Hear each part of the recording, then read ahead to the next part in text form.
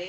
अर्जुन ने प्रार्थना की कि माता आप इतनी दुखी क्यों हो, क्या हम भी आपके दुख का कारण समझ सकते हैं। माता कुंती ने कहा, हे पुत्र, यह जाति अपमान है, इससे बढ़कर और क्या हो सकता है।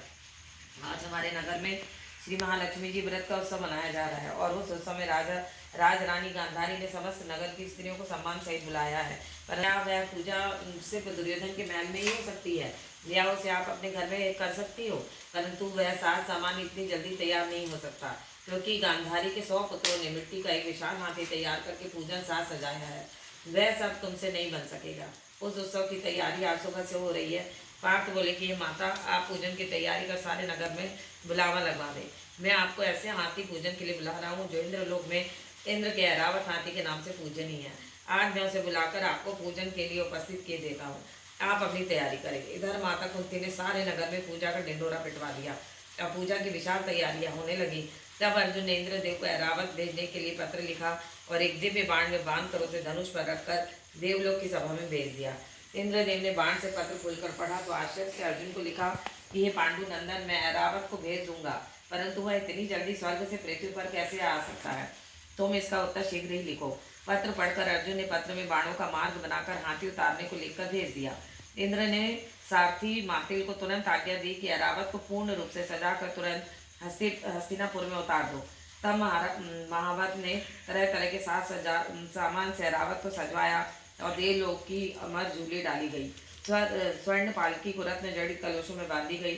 माथे पर रत्न जड़ित जाली सजाई गई। पैरों में मणि जई सुवर्ण के घुंघरू बांधे गए। इधर सारे नगर में शोर मच गया कि कुंती के घर इंद्र का ऐरावत हाथी स्वर्ग से पृथ्वी पर उतार कर पूजा जाएगा।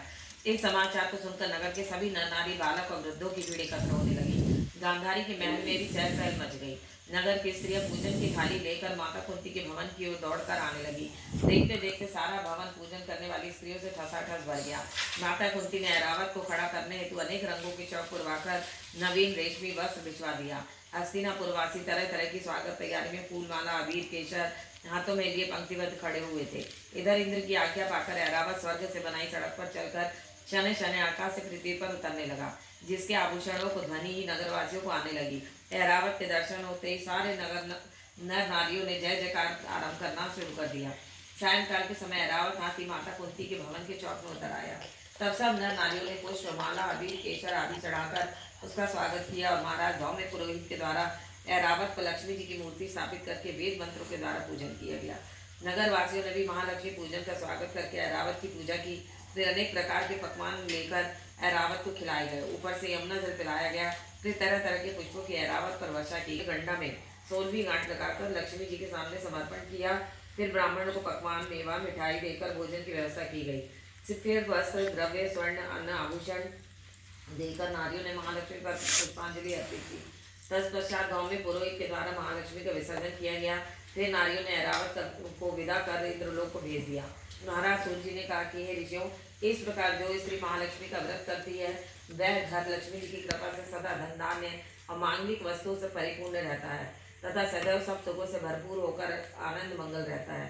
बोलो लक्ष्मी नारायण भगवान की जय। जय ऐरावत हाथी की जय।